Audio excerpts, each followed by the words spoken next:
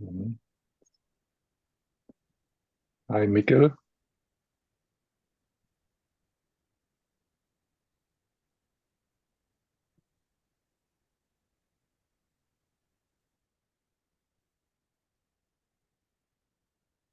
Mhm.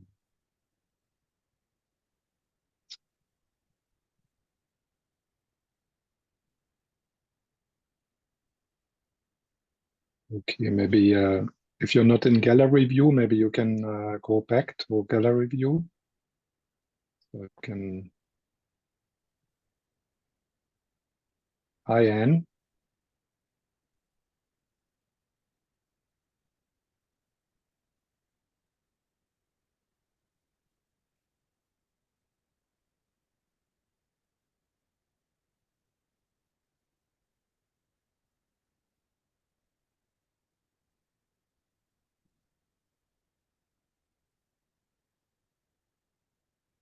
Sure.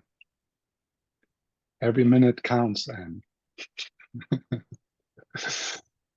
Hi, Luna. Also in the heat of Denmark, I can see. We have an amazing late summer here in Denmark. Yes, I moved to Clear the blue. balcony.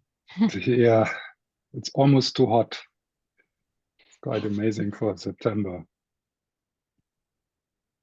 I had the furnace on for a little bit this morning in San Francisco. Okay. It's 7:30 in the morning here. Yeah. Ah, you are in San Francisco. Yeah. Okay. Yeah. So welcome, everyone.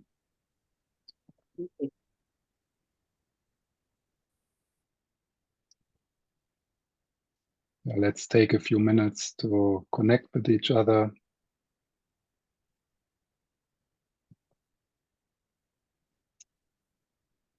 In this virtual temple,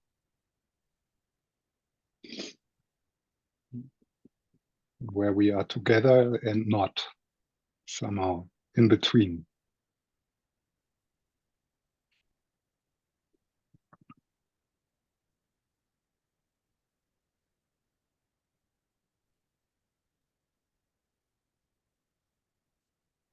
And the topic I want to explore this weekend is inspired by one of the chapters in the book of the Dalai Lama, How to See Yourself as You Really Are. And that is the chapter called Grounding Yourself in Universal Love. And so what I would want to look into this weekend is how the understanding and the experience of emptiness is one of the main ingredients to open our hearts completely. So that is the universal love, or Lama Yeshe uses the word big love. And I like love as a word. One could also say compassion or bodhicitta or empathy or whatever, but I like the word love for that. And even not thinking about what's the difference in the definition of love and compassion and bodhicitta. So big love. And big love, according to the experience in the Tibetan tradition, the teachings in the Tibetan tradition is not possible without a deepening of our understanding of emptiness, of selflessness, and with that, a deepening understanding of interconnectedness. And right now we have the opportunity to have a bit of a taste of that. If we connect with each other, you look at the screen, you see the other people, maybe some of familiar faces, but most of us, we don't really know each other personally. So there could be a sense of separation or a sense of these are strangers. But if we shift our perspective a little and open to the experience, the insight that we all struggle. So we all struggle. Everyone you see here is struggling.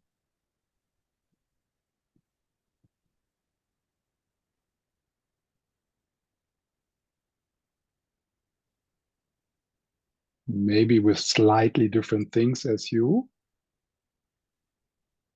right now, but I'm sure if we would tell our stories of struggling in this life, we would all know them and recognize them.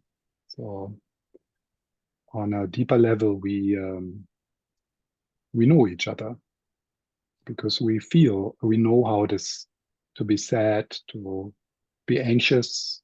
I guess we all are anxious on a personal and also collective level. And we all try our best to find a way to live a life of love.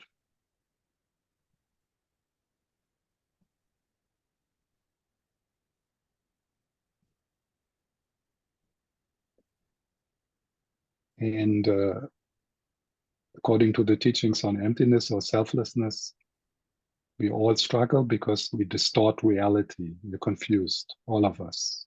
That's why we struggle.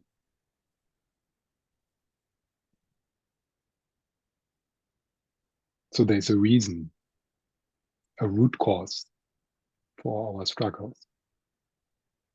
And just feel into that, if that recognition, whatever understanding you have of the teachings on emptiness and interconnectedness, does it make a difference for you when you recognize, wow, we all are in this nightmare, which is actually based on a mistake. It doesn't need to be like that. We are drowning ourselves in mistaken beliefs and mistaken thoughts.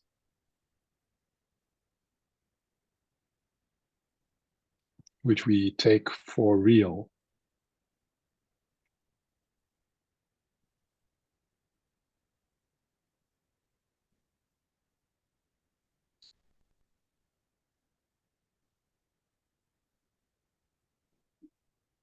So just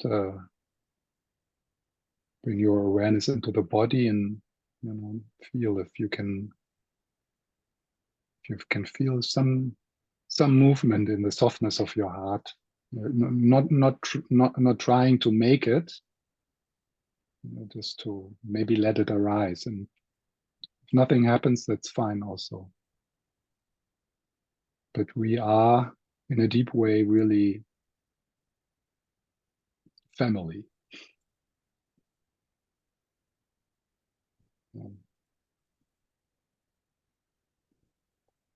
Brothers and sisters.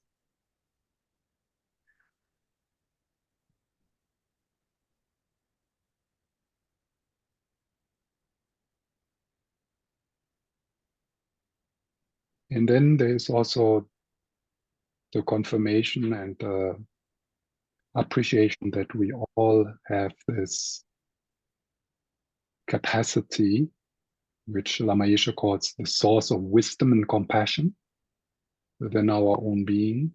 We all have that, which is also sometimes called Buddha nature. But there's like a really profound, innate innocence in us. Just that, and we are all born with that. We are also born with seeds of confusion and the capacity and the possibility to distort reality, but we are also born with that purity, you could call it.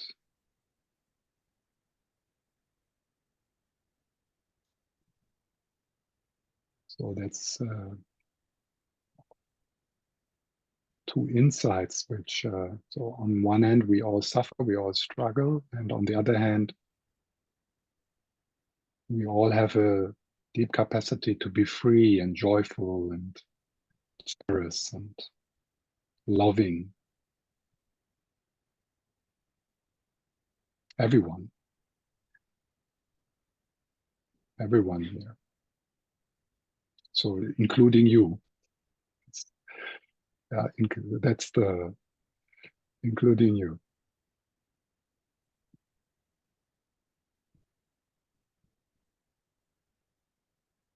And there's this beautiful insight in Lama Yeshe's book about Tantra, that more you connect with that intuition in yourself, more you are in touch with your innate goodness,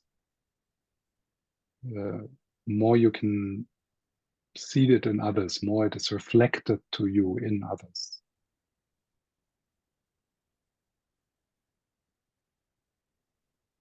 So the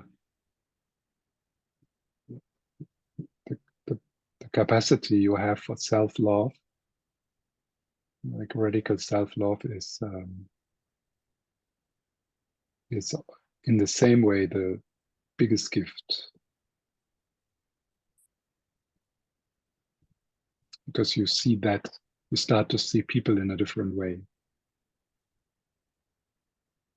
and you become more forgiving and tolerant towards your own, I don't know, mistakes or actions which are not aligned with that source of wisdom and love in your heart.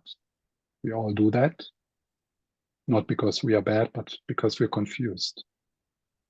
And that's true for everyone else here in this group and everyone else you meet today.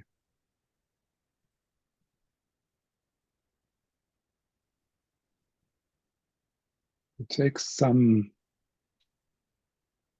maybe some faith to really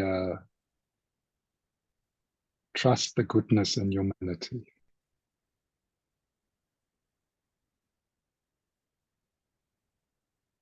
But I think it's worth to put your money onto that.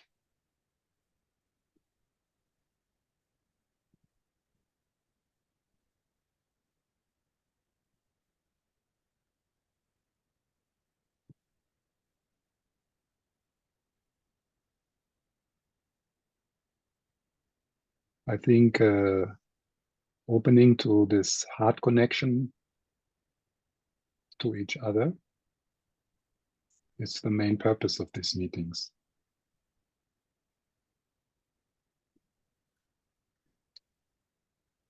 So it's not so much getting some new knowledge. I mean, that's also helpful, but you can read the books. They are in the books, it's much clearer than I could ever say it.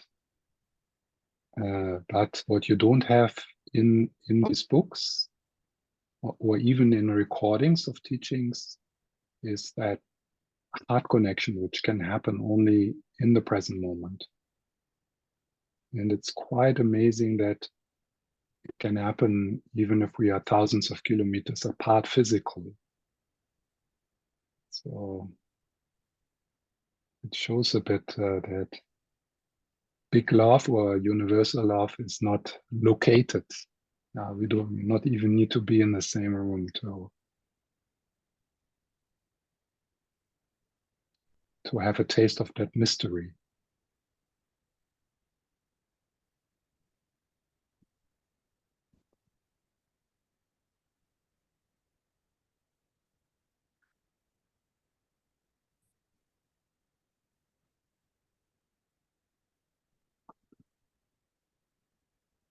So I think that was already a meditation. That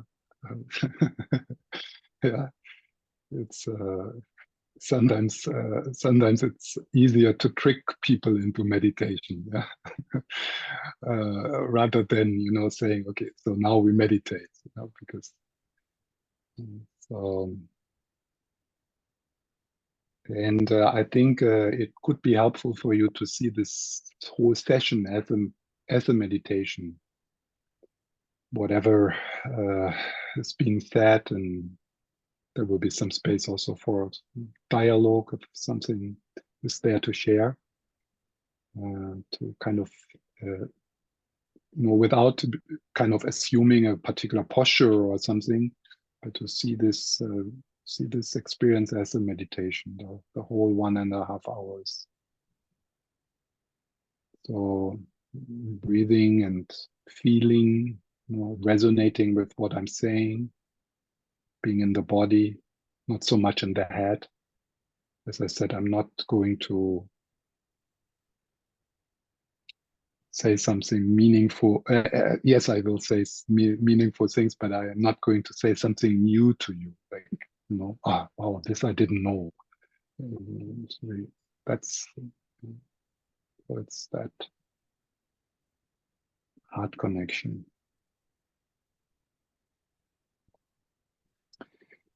So the meditation I want to share with you now is it's called Meeting Your Future Self. And it's based on the recognition that there's a continuity in the stream of consciousness, which at this moment in time manifests as your experience as it is right now. But that stream of consciousness is going to continue. That's a basic assumption in not only in the Buddhist teachings, but in many other teachings.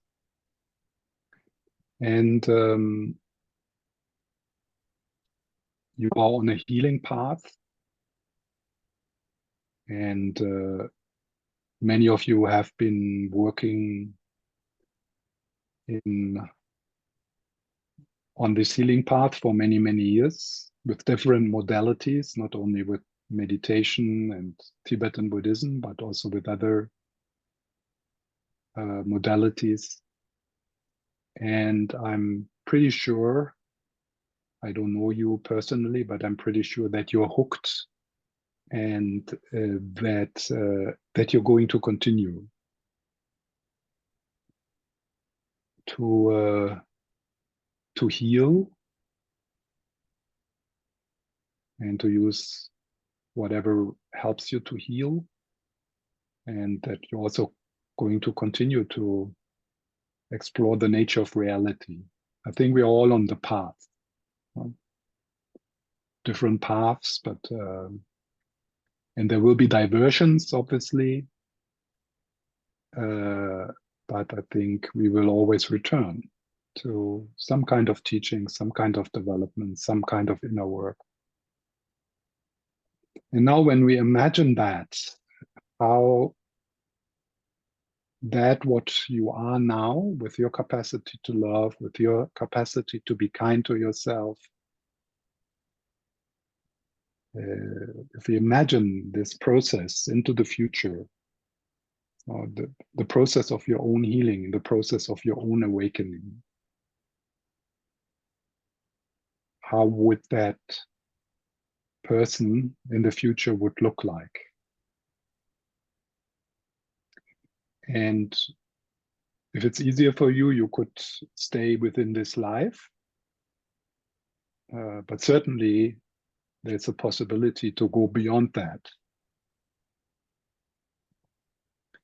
So in this meditation, I invite you to connect with your capacity to be at peace, your capacity to love, to care, also your capacity of self-love,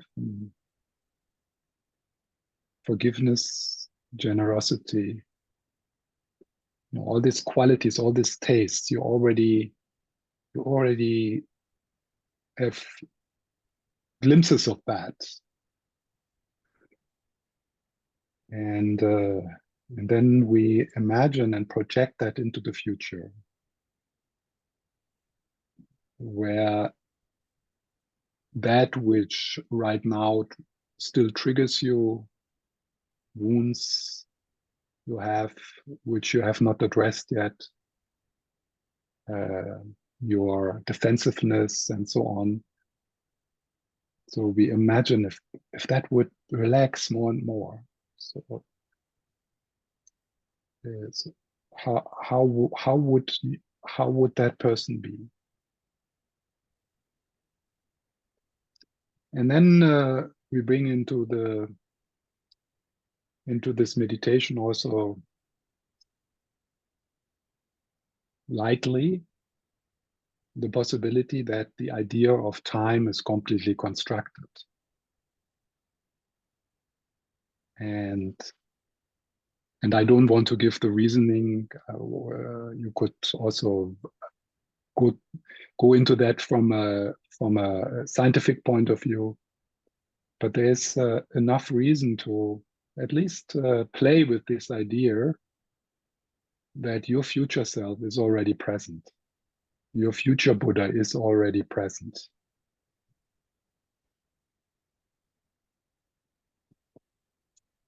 Because it is our limited mind which needs to create the illusion of a linear time.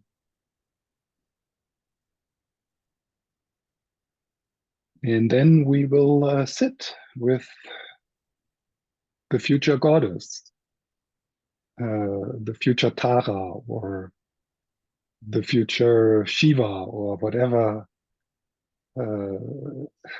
you feel drawn to. Yeah.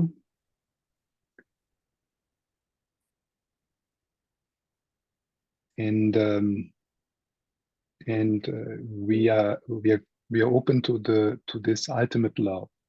It's the ultimate self-love. You loving yourself from a perspective of the awakened heart, your own awakened heart.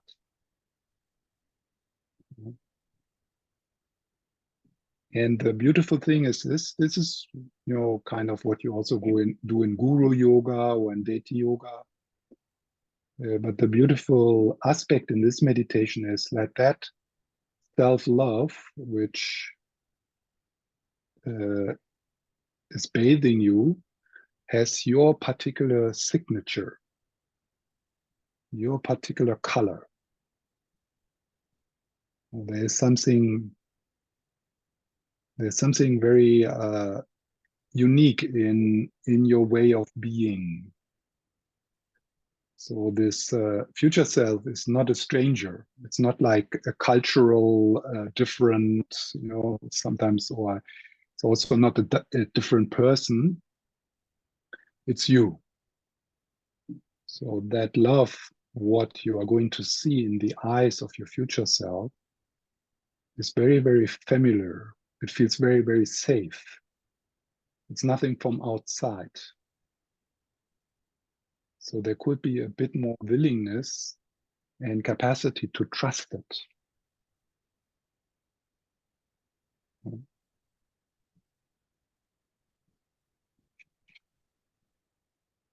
So let's take a few moments to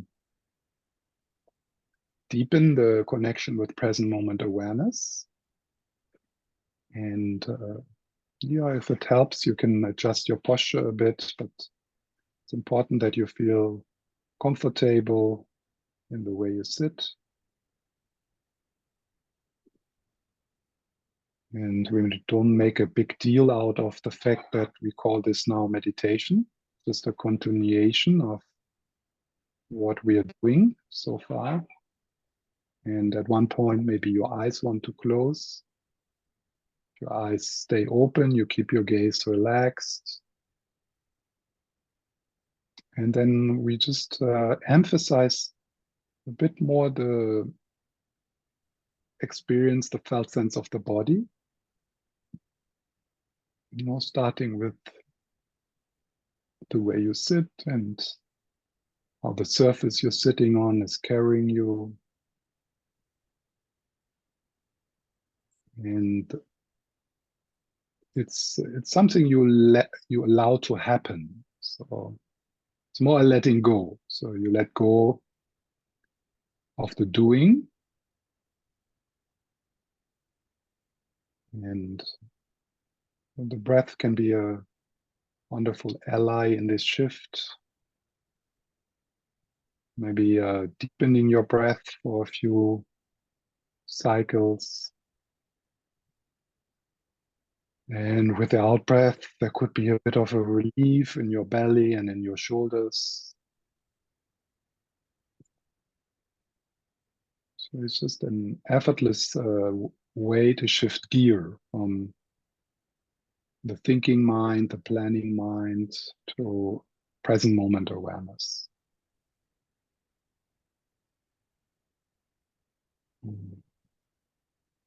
And the most important here is that your attention or your awareness together with the breath is a kind welcoming.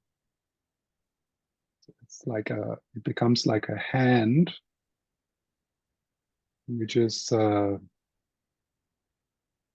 open and gentle, touching, holding softly, without wanting anything to change. And possibly there is some discomfort in your experience right now in the felt sense of your body.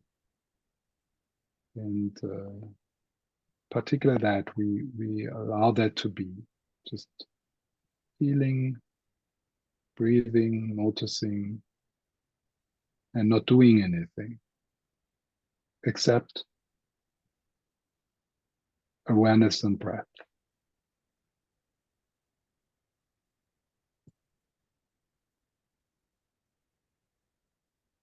Thoughts become less important.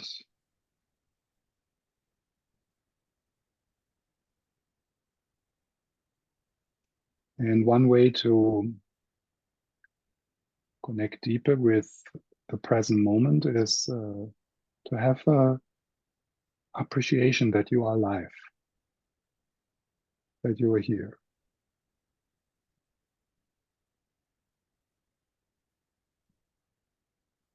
I'm breathing, I'm alive.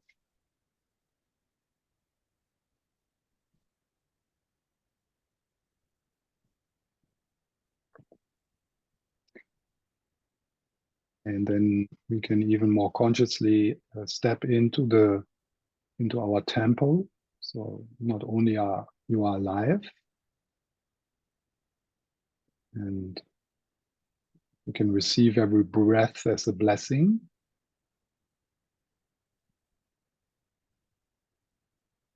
Where you are connected with the trees and other people, breathing together with each other and with the trees, with nature.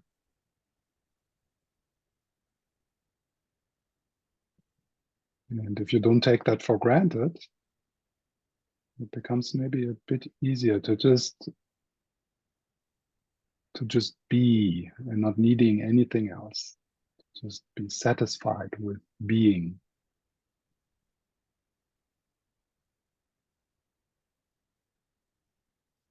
And then there can be a gratitude that you are now.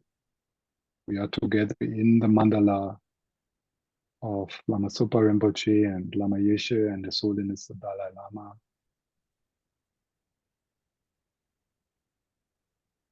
So you are in your sanctuary, where you are welcomed as you are, where you can relax, where you can allow yourself to feel safe.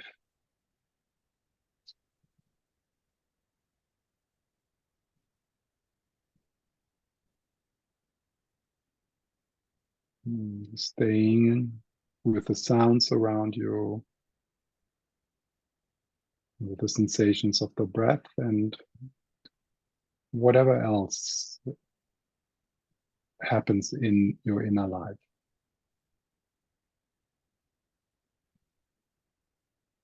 And we're doing this together. So we are meeting the human experience together.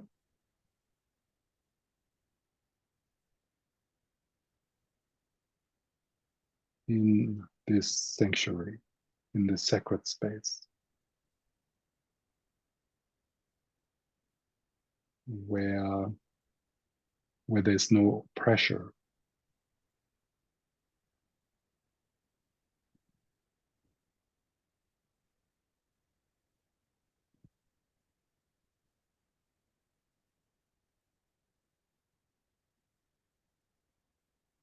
Present moment awareness.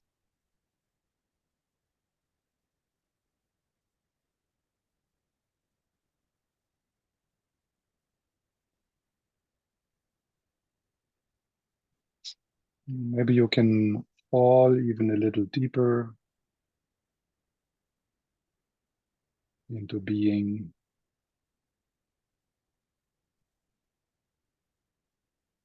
an effortless way of being here.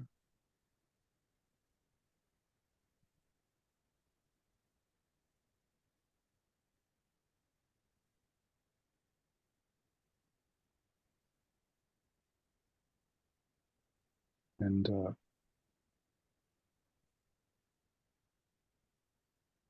returning when the narrative self is too much in the foreground.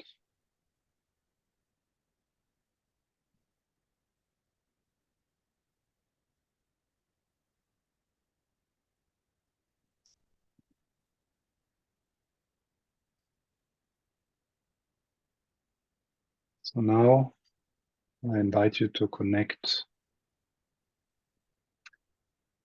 to feel your capacity to open your heart, soften your heart, your capacity of being content with what is,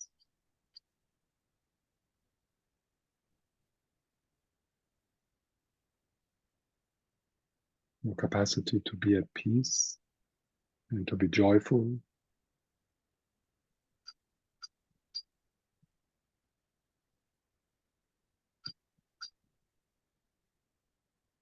and your capacity to care for yourself and others.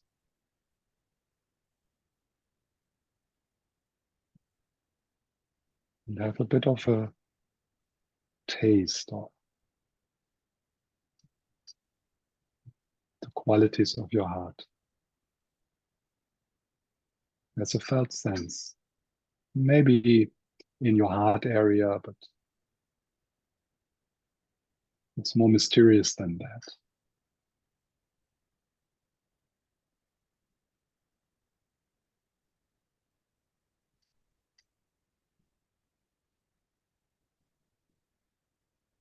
And then we project that into the future. So you feel, you imagine what would happen with these qualities, which are already present in you, when you find deeper levels of healing,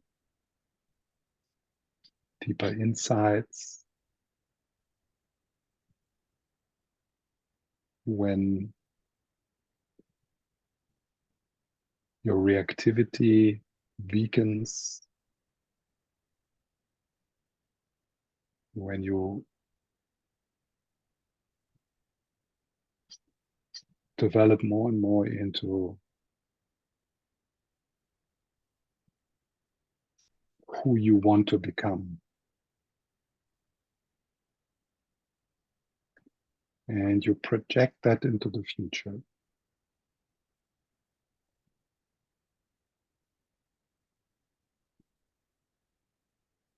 And then you allow an image to appear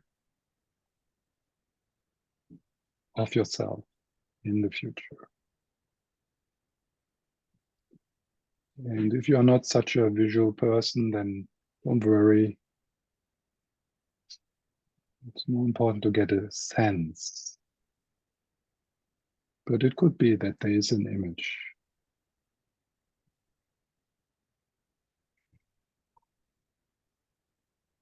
And you see yourself in the future, in your sanctuary, in your temple,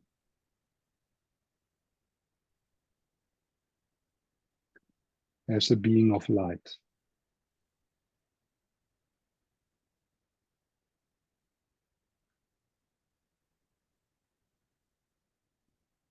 You sit, your future self sits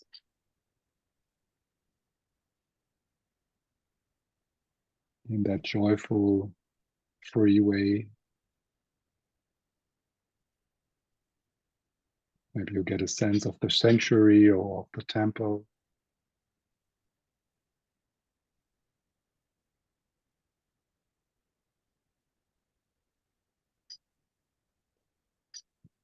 And you stay a bit with your breath and the felt sense of your body.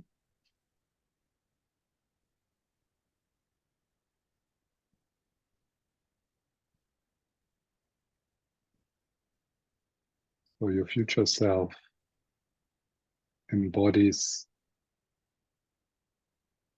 more and more, maybe in the most powerful way, big love,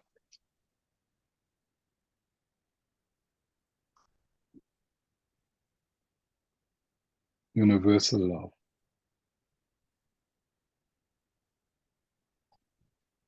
fearlessly.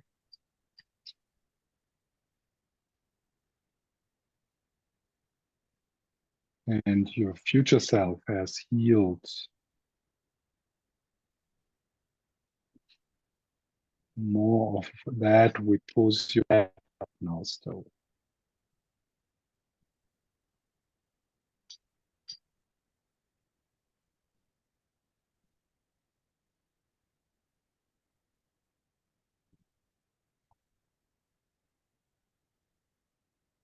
And then you feel the presence. Maybe there's also a scent.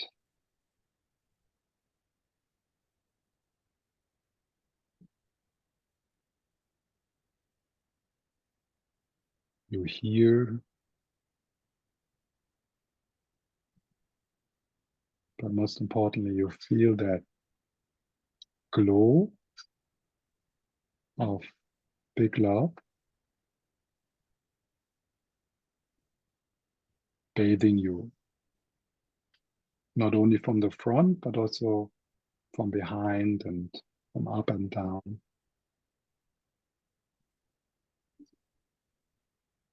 So you're bathing in your own love.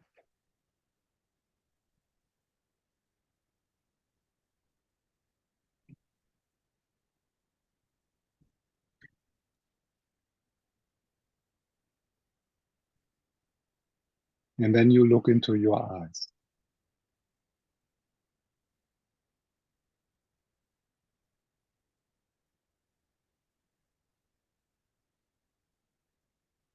And you breathe in big love coming from yourself as your future self. And your future self knows exactly where you are and how you feel. She, the goddess you're going to be, the healer you're going to be, the warrior you're going to be, the Buddha you're going to be. She knows exactly how you struggle.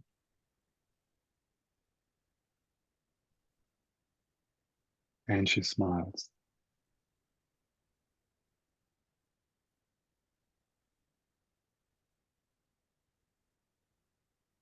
So she's full of compassion. She understands you. She's full of forgiveness.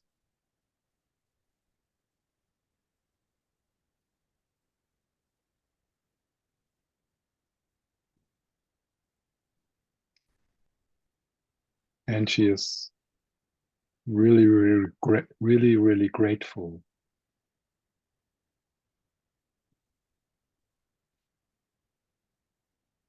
because you creating the courses for her through your own path.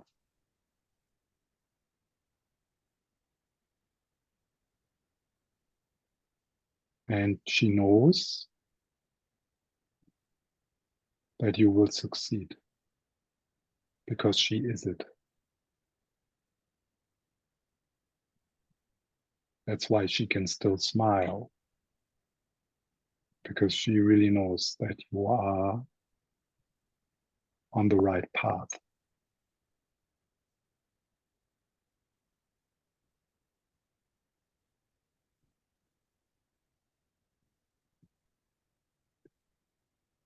Look into her eyes, your own eyes. Love looking at love.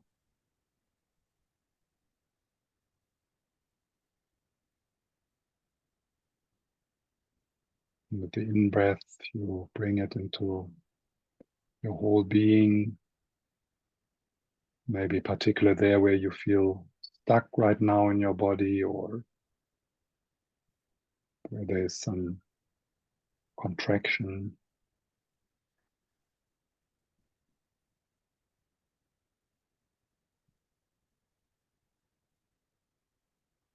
And your future self is very happy that you connect with her, with him,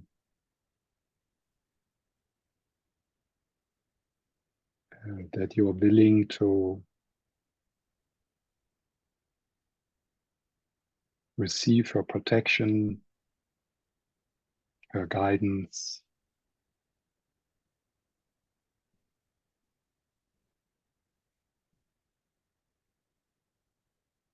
She's so happy about this.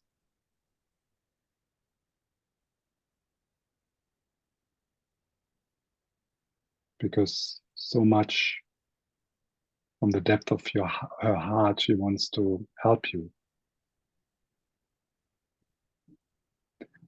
And she also knows exactly how. She exactly knows what you need.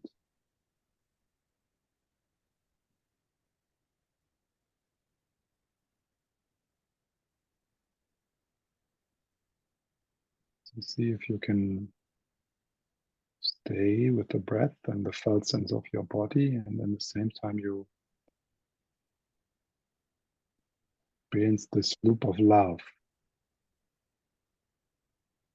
Love looking at love. Ultimate love. Big love.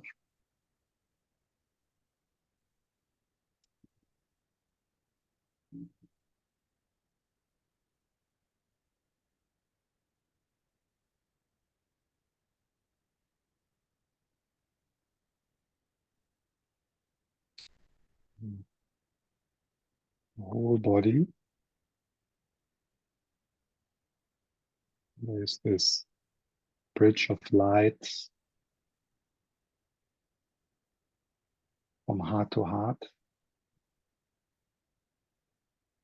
And there's this loving gaze, which has your signature, your color, your taste.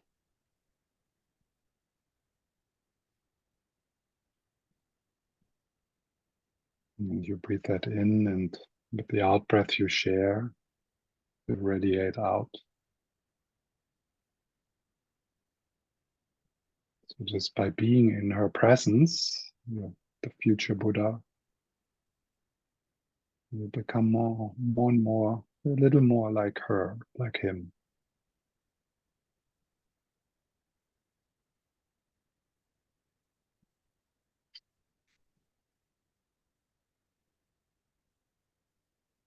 She's so grateful and proud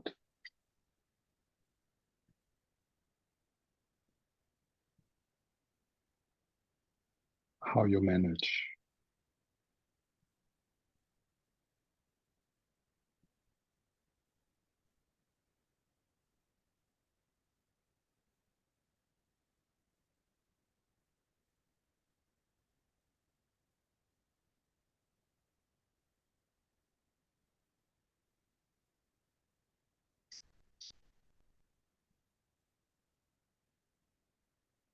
is this self-love.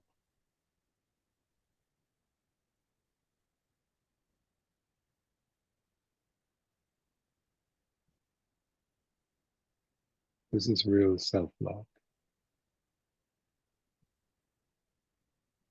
Just bathing in that. Being unconditionally loved and seen.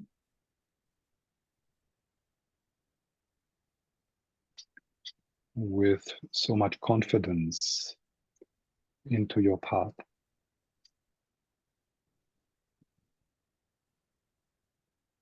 So you can really, really relax.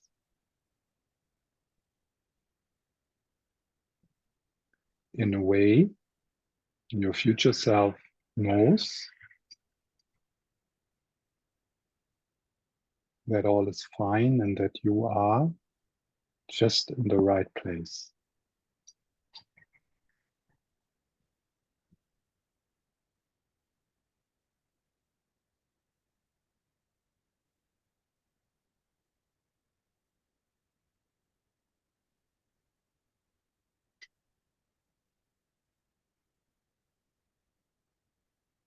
And feel that the stillness and spaciousness surrounding you, pervading your experience,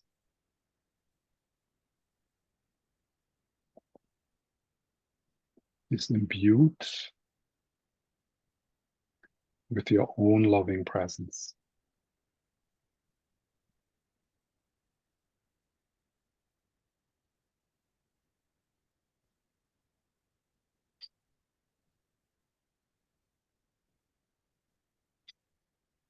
And whatever arises in you, feelings, thoughts, sensations,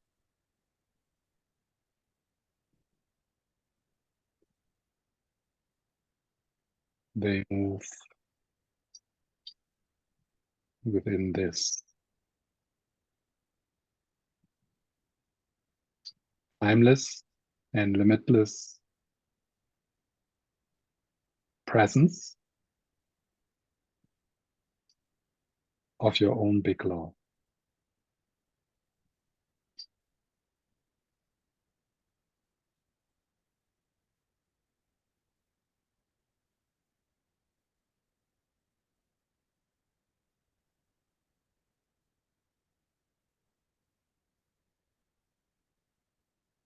And then your future self dissolves and returns to where it comes from. It is a projection of your own innate innocence and goodness, the source of love and wisdom we all share.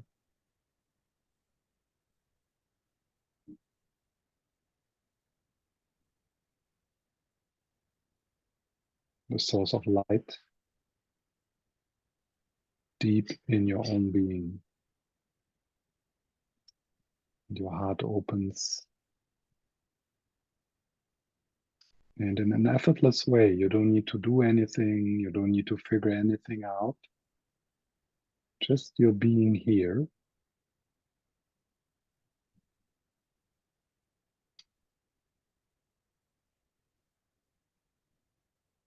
as you are is a blessing for this group, for your surroundings, for the room you are in, and for all the people you are connected with today. You don't need to do anything. You might do something, but you don't need to do anything to share your love.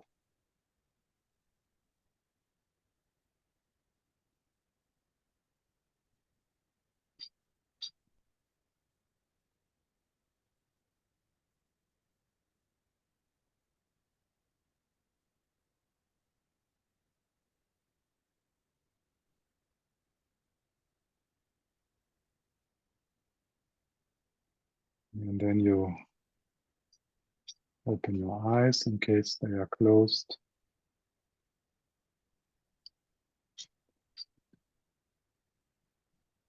You stay confident.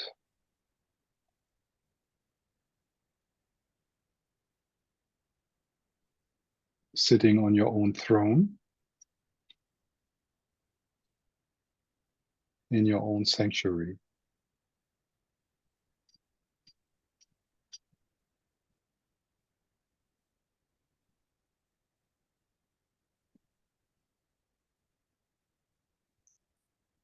Completely relaxed.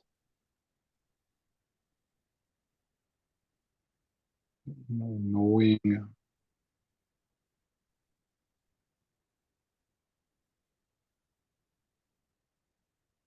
that you don't need to be productive or jump around now and help someone. Just your being is good enough.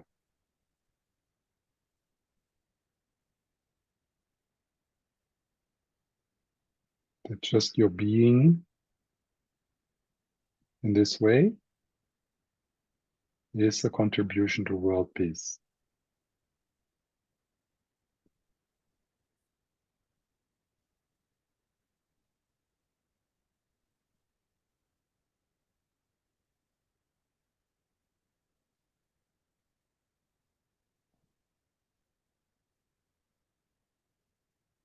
And feel the possibility that it is possible to move from that place of fullness.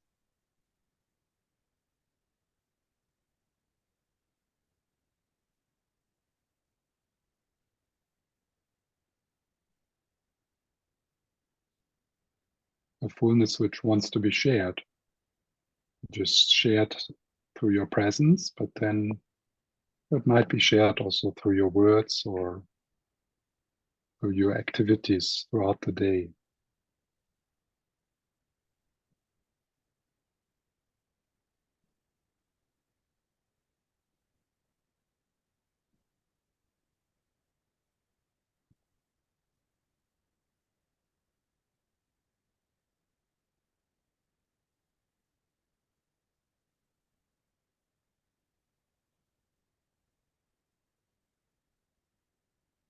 So let's have just a short break so you can stretch yourself a bit or drink something, just 5 minutes. So we continue at 5. I don't know what the time over there is, but in 5 minutes.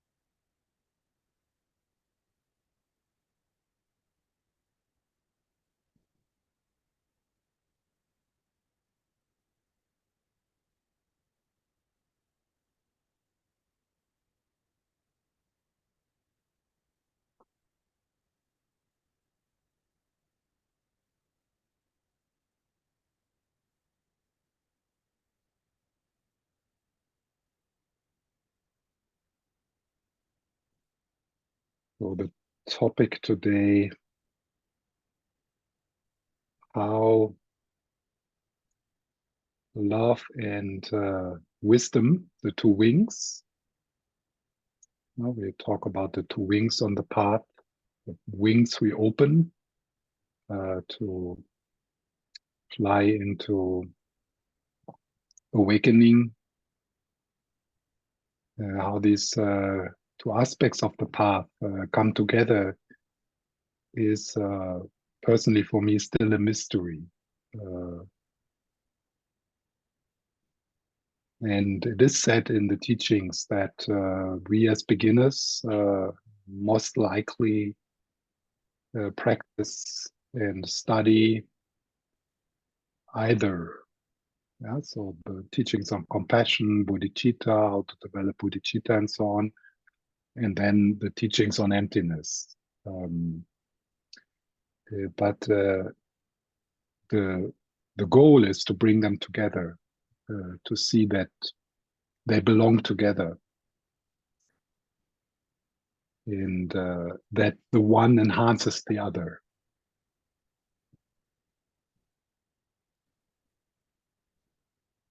But let's reflect a bit on how the teachings on emptiness, reflecting upon them, meditating on them, might be a resource to help you in opening our heart, opening your heart.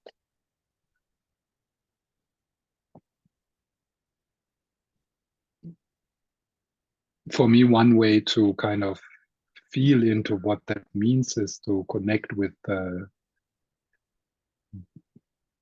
teachers like His Holiness the Dalai Lama or Lama Zopa Rinpoche, who embody that union of emptiness and love. And certainly there is a possible trap we fall into by emphasizing the teachings on compassion too much and emphasizing the teaching on emptiness too much.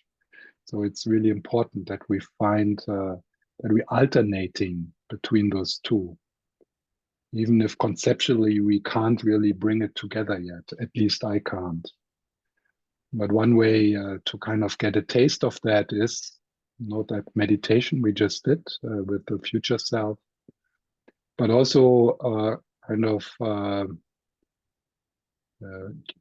tuning in into the presence of His Holiness the Dalai Lama or Lama Zopa Rinpoche, like on a non-conceptual way. How would it be to see everything as empty and yet love everything?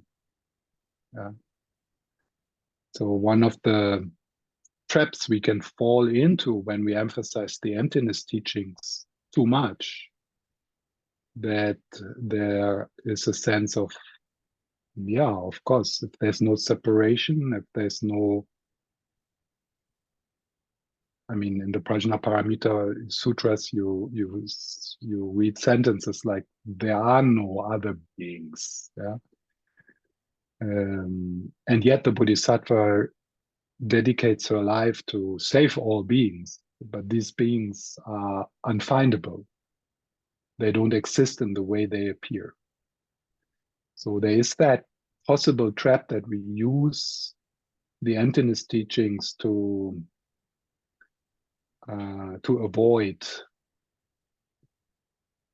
the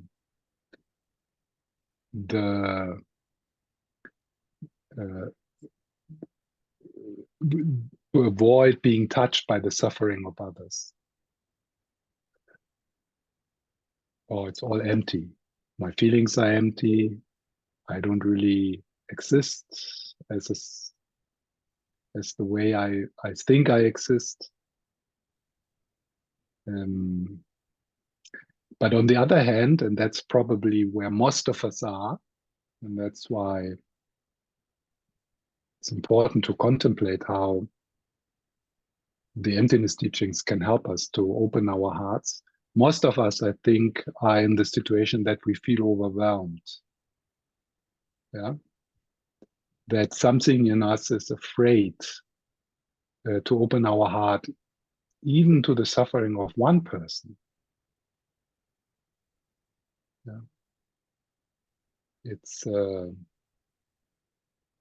you probably, and then talking about the whole catastrophe which is happening on our home planet. So it's very easy for us to feel overwhelmed and close our heart. And on a daily basis also, yeah. So like walking through New York, seeing all the suffering around you and all that confusion, then of course there's a sense of wanting to protect and closing our energy. We don't want to open to that suffering because we feel overwhelmed. So whenever in your own care you feel, and your own compassion and your own capacity to hold the suffering even of one person, and that's even there probably you feel often a contraction or a hopelessness or a kind of giving up. This person can't be helped.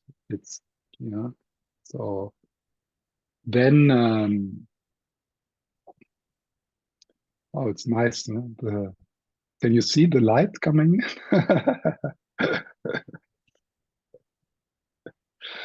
I call upon the light within.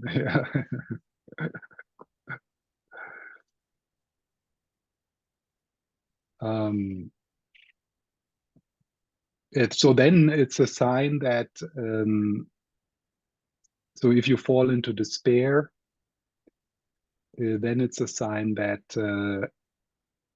there's a lack of wisdom. There's a lack. So then you are trapped into in your own view of distortion. You know, this distortion of reality. Also, there's a possibility that you help others, and you might be even someone who has more attention and you put more energy in helping others than helping yourself, taking care of yourself. So that kind of distorted helping is actually something. There was a sound. Can you still hear me? Okay. Sounded like something was switching off. No, everything is fine. So that kind of helping is often an expression that it's difficult for you to be with yourself. It's like kind of a distraction from your own pain. And then we try to fix others. So also that kind of help, which at the end usually leads into a burnout. So we help others, but there's a sense of separation. I help you. Yeah.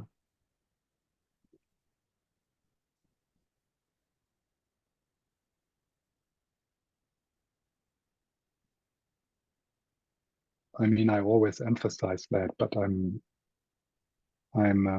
really I really want to put this out as a reminder that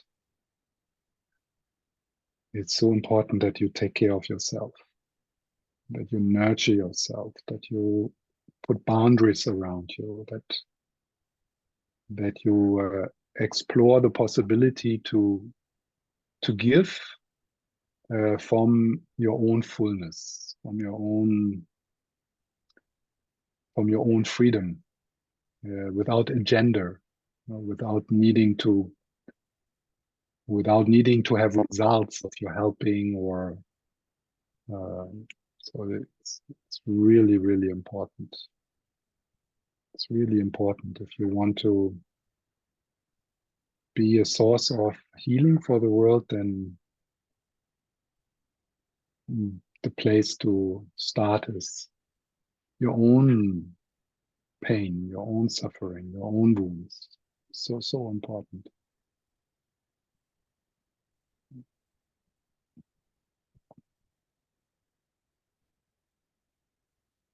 So how does the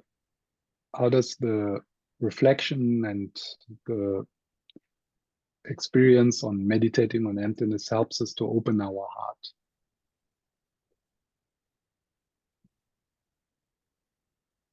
So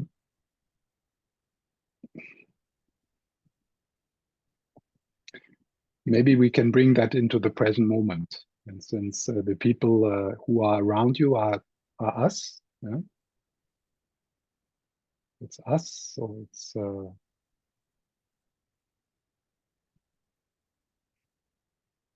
and I did some of that kind of reflection already in the beginning. So one insight which comes from when we contemplate emptiness is that we start to experience that we are not disconnected from each other. Yeah. So that your sense that you are there in the body and you are the body. So that's one of our strongest identification, that we feel we are the body. And maybe we can say, yeah, you are also the body. So we don't need to be too radical. But it's just a tiny part. Yeah. So you're much more.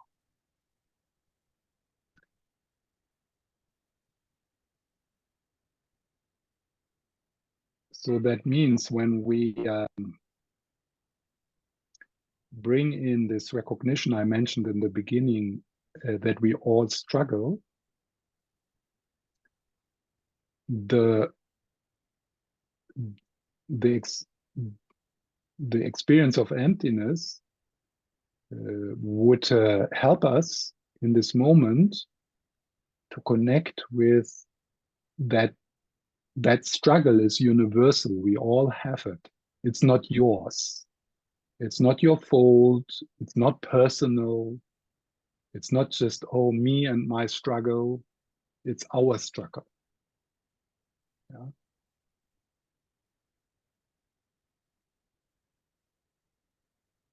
So it relaxes this self-centered, self-important, me and my problems. And right now, if you kind of connect with everyone in this group, see if you can, if that, if that is helpful. So that is always, the question. We read something, but if that is something you can recognize, that in a way, your pain is my pain. And right now,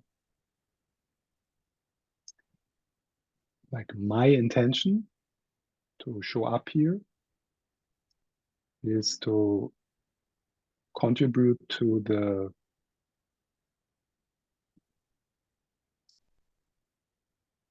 relief of pain,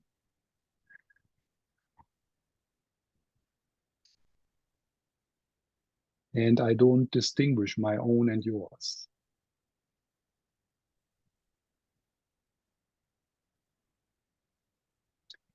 So I'm aware that whatever kind word I say is a drop of love into my own being, which includes your being. So the same is true for you. I mean, I'm kind of now the space holder, so but it's not that I have more capacity of that than you. So the same is true. Whatever kind gesture you turn to, whatever in you is now restless or sad or tired, or so any kind breath you take where you welcome your own experience right now is at the same time an offering to the group.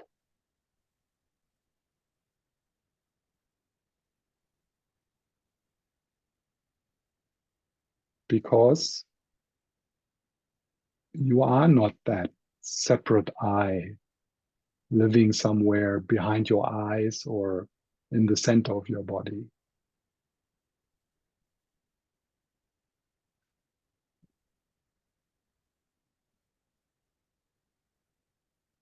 So there is a possibility for us, if we, whatever baby understanding we have of selflessness, of emptiness and interconnectedness, as a group, to gravitate more to that universal love, which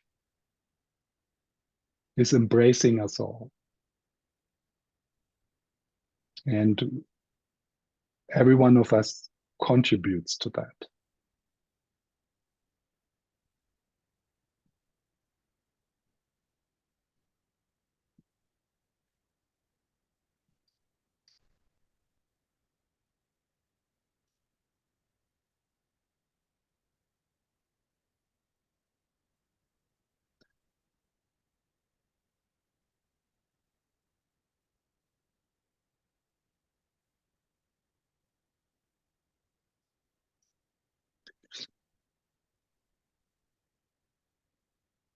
Every movement of your heart matters.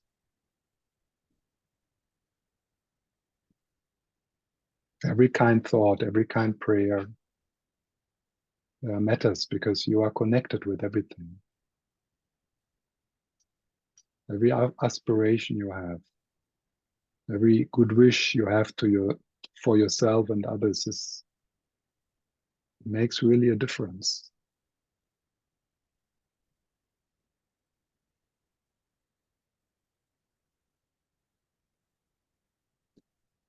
Because that's not necessarily a Buddhist word, but because we are one.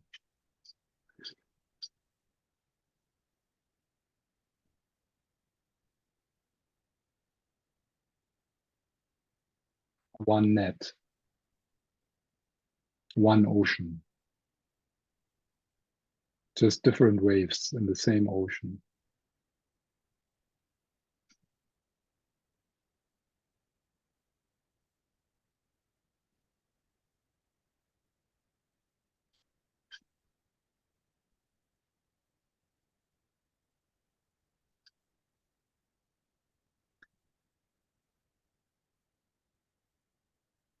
So another reflection on this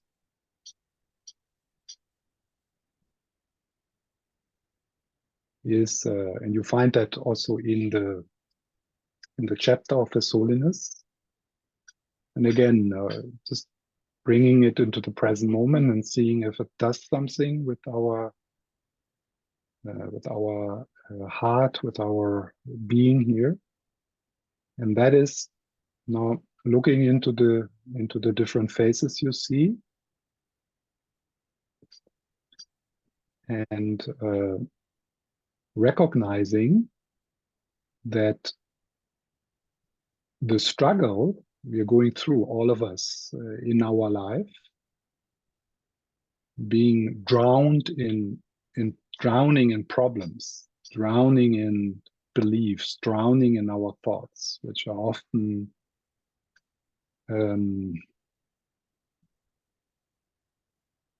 out of proportion.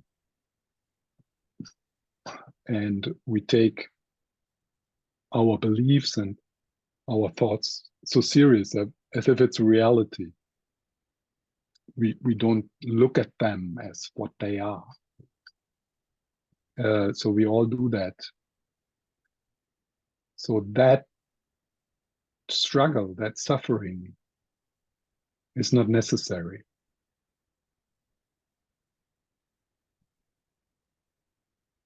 We are all more or less, sometimes more, sometimes less, imprisoned by our own dream.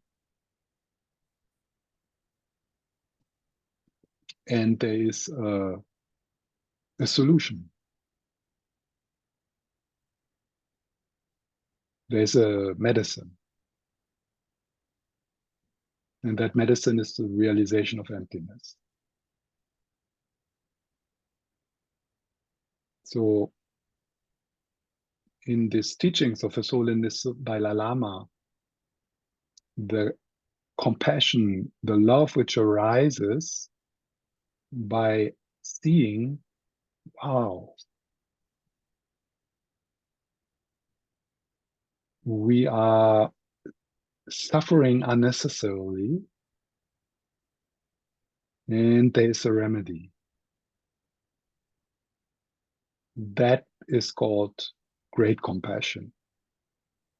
That compassion which arises.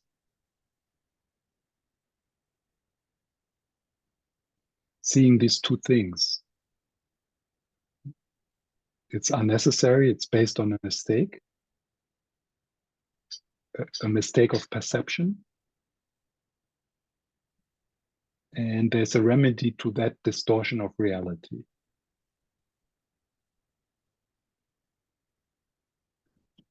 So it is said that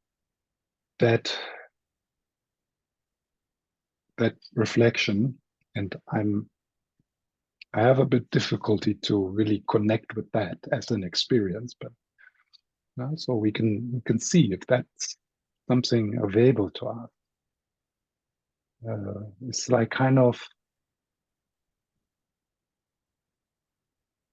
imagine a person who is obviously like, maybe if you have ever met someone with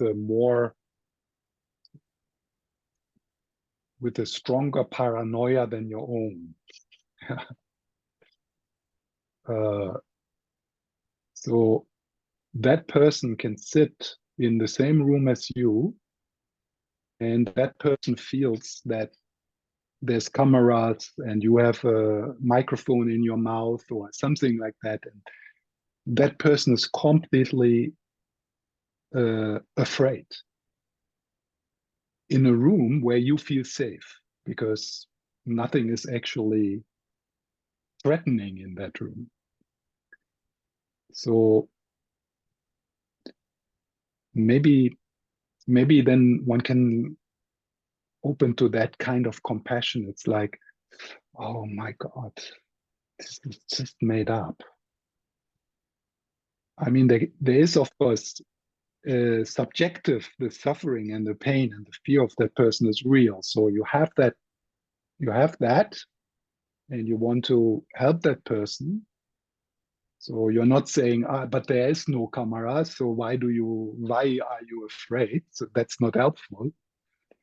But at the same time, you know that this suffering is self-created. So it might give your love and your compassion like a different flavor, a different perspective.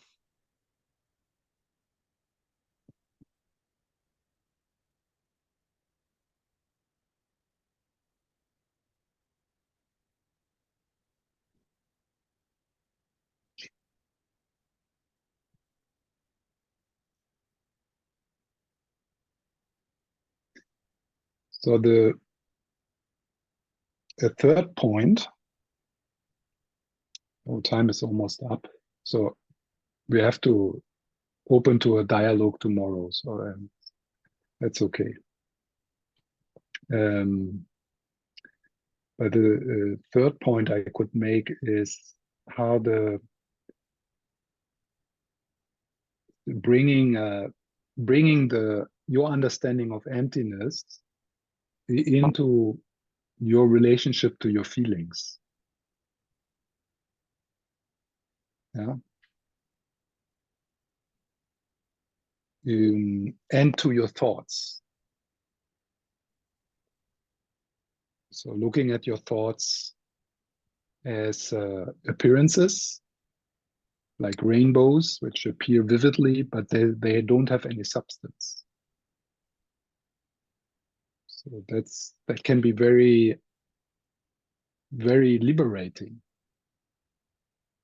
Yeah. And with your feelings, with your emotions, the same. I mean, the reason for us contracting often, closing our hearts, is that we feel threatened by our own feelings because we solidify them, we take them personal, we believe them. We are drowning in them. So how does your understanding of emptiness could bring some relief into that is by looking at the movement of your feelings as something first which is non-static, it's impermanent. So it's a kind of, it's not the realization of emptiness, but a kind of step into it. So that can be incredibly helpful, yeah, to find that trust and that tolerance and patience by knowing this too will pass.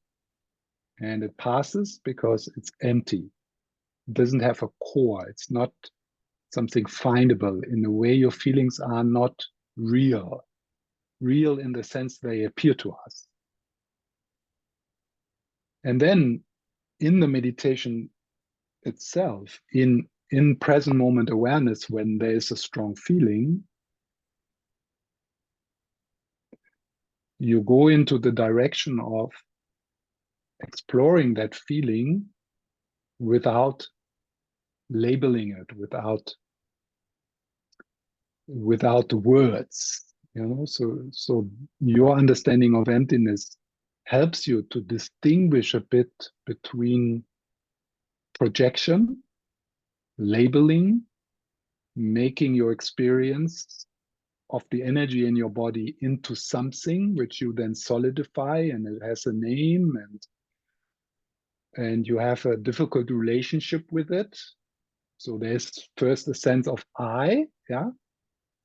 I have this feeling, and the I appears real, the I which is threatened by that fear or that grief. And there is a real findable feeling, a solid feeling.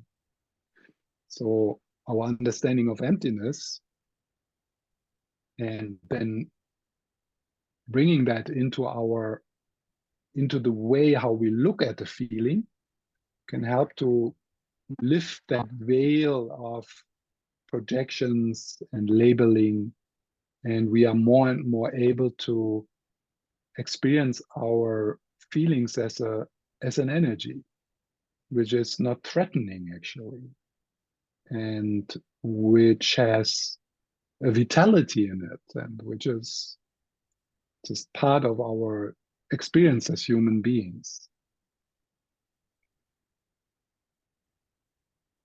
And of course, more relaxed and capable we are to let the different feelings just on a daily basis move through us without holding on to them, without needing to suppress them, without acting them out, that naturally opens our heart.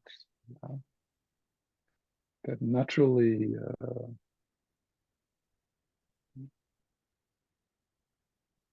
naturally supports us in coming back into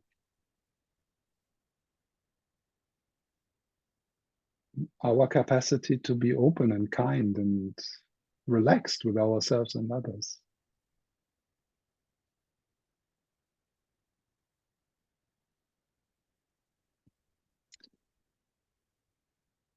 Yeah. So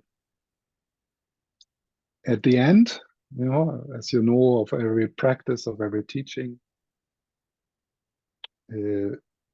we, and also for the dedication, I mean, dedication actually makes only sense with an understanding, with a basic understanding of emptiness. Because we can dedicate now, we share because we are connected with everything.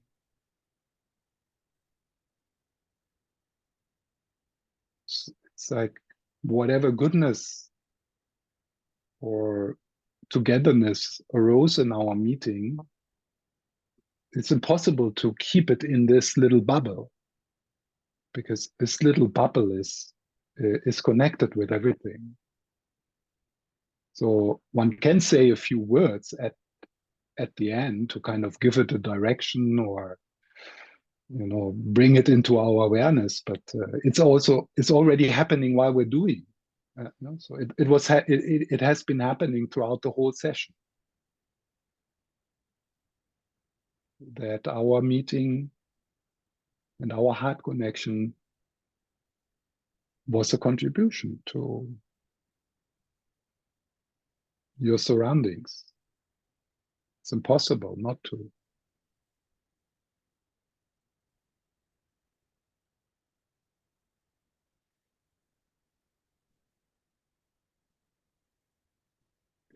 Yes, thank you very much. Feel big love around you. And yeah, you can have a bit of inspiration for today, that big love comes through you, yeah, by just being yourself, but just going there where you now go, or whatever, with whomever you connect, you can bring big love everywhere. Okay, see you tomorrow. Tomorrow I want to talk a bit about Tonglen, and how Tonglen and the exploration of emptiness goes hand in hand. Yeah. Okay. See you. And one thing, in 1 hour I teach in San Francisco. So if you kind of want to continue, I don't know. Where? Oh, You find Dharma? the. Is it called Mission Dharma? No, it's called Dharma Collective. Okay, I'll look it up. Dharma Collective San Francisco, and they have the link on the website. They use the same link for all their activities, so you don't need to register or anything. It's So you can just Is it on join. Zoom? Is it on Zoom as well? It's on Zoom, and the Zoom link is on their website. Oh, okay. You find it. It's called Dharma Collective San Francisco. And I started to teach the 37 practices. Oh, nice. Over there. Yeah. Very Okay. good. Thank you. But see you tomorrow. Thank you. Yeah. Thank you. Bye. Thanks, everybody.